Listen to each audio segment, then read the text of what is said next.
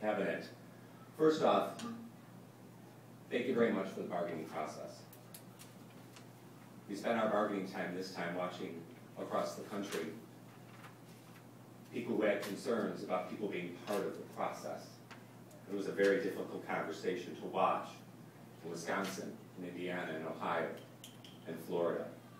Hopefully, the associations here, including PVEA, have shown you that we can have discussions about those pillars and to be able to have quality professional relationships in discussing those very uncomfortable things. Because I believe it's now year 4 that I've come up to talk about what's occurred in bargaining. I need to tell you a little story about the Education Jobs Fund bill. And I understand that I'm being taped right now because my group just left, because I don't think they realize where that came from. But in August 2010, we were asked to please call our representatives and senators at the federal level to talk about the Education Jobs Fund bill. It was called a stimulus at the time, but at that time we found out, ooh, you're not supposed to use that word stimulus, because it started with an S. So does spending, which causes people in the group behind me at times who were here to go, oh, spending's bad. I'm spending. Your cabinet is spending. Your principals are spending. And we spend on our kids. So we do that, let's call it a stimulus. Arizona had the second largest number of people in the country who called senators and representatives to push for the Education Jobs Fund bill.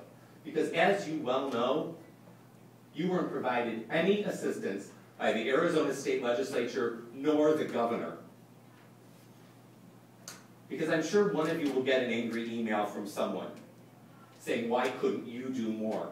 But I can guarantee you, I'll get 5 emails from teachers who will say, Chris, why couldn't you do more?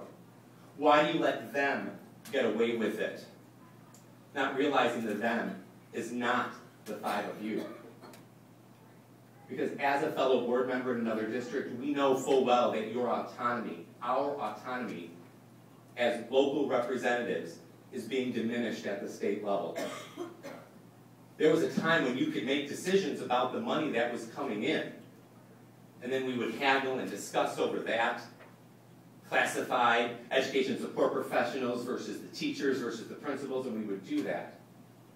And now they just make laws in another place, because basically many of them are just grown-up versions of us.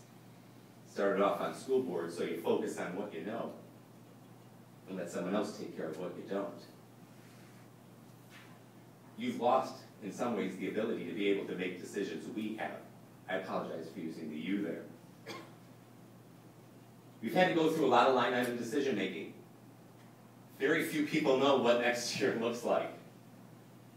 With Prop 100 going away. Because last year's story was about Prop 100. This year's story is about the Education Jobs Fund. There's a lot of people in the room who, when we asked to call, said, way busy, can't do it. We've talked about RIF over the past couple of years. Class size. This year, retirement benefits came up. Let's go for all the big ones. Fees were increased. I got the email today from a teacher. Where was our input in that? Where's the profit from that going? My email back was profit with 4 question marks. It's going to fill a hole. And which other position would you like to cut in order to maintain that? I didn't get an email back, just so you know. We've had to talk about insurance in a big way. We have to talk about each line up.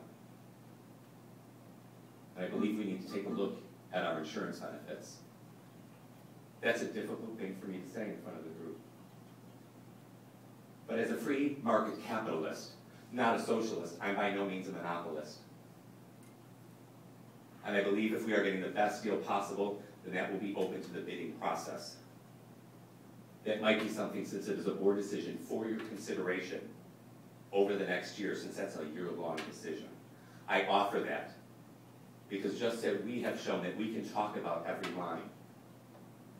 line has to be talked about, because they're not talking about every line downtown.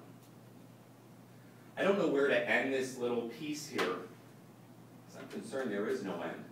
And I should just say to be continued next year. But I do know this.